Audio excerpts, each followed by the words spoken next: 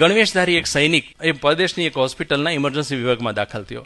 એને જોઈને તો તરત જ એક નર્સ એને દોડતો હાથ પકડીને લઈ ગઈ અને એને એક ઘણા બધા નળીઓથી વીંટળાયેલા એક દાદા પાસે ઊભા રાખી અને એણે કીધું કે દાદા, તમે કહેતા હતા ને તમારો દીકરો લશ્કરમાં છે ને આજે આવવાનો છે, આવી ગયો છે.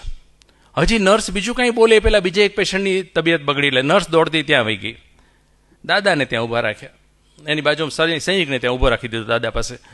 દાદાએ આંખો ઊંચો કરીને જોવાનું ટ્રાય કરી, પણ હાર્ટ એટેકની અંદર ઘણી વખત બહુ મોર્ફિન ઘેન આપેલું હોય એટલે માંડ માંડ થોડીક આંખ ખુલી, પાછી આંખ બંધ થઈ ગઈ. સૈનિકે દાદાનો હાથ પકડી લીધો અને થપથપાયો.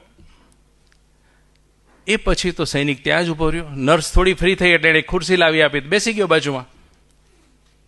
સાંજ પડી, રાત પડી. સૈનિક દાદા થોડી થોડી વાર આંખ ઊંચો કરીને આનો ચહેરો જોવા પ્રયાસ કરે, પણ ઘેનના ભરેલા પોપચા પાછા બંધ થઈ જાય.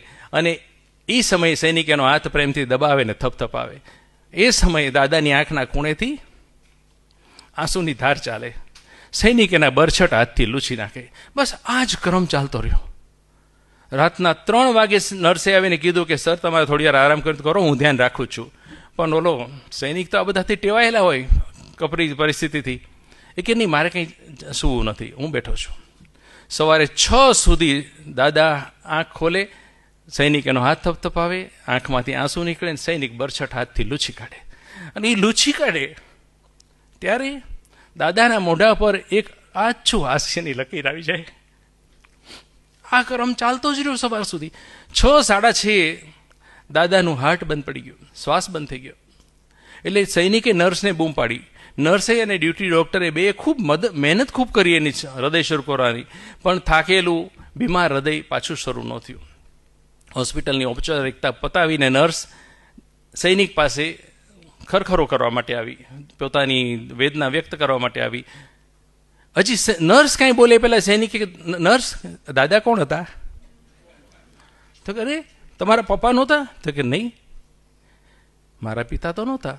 તો માફ કરજો, મારાથી ભૂલ થઈ ગઈ. તો કે કંઈ વાંધો નહીં, મને ખબર હતી તમારાથી ભૂલ થઈ ગઈ છે, પણ મેં જોયું કે એ સમયે એક વૃદ્ધ માણસ જે મોતની કગાર ઉપર ઊભો છે, એને એક દીકરાની તમન્ના છે જોવાની, અને એનો દીકરો પહોંચી નથી શક્યો અથવા પહોંચી શકે એમ નથી, એને મારા હાથની જરૂર હતી, મેં આપ્યો.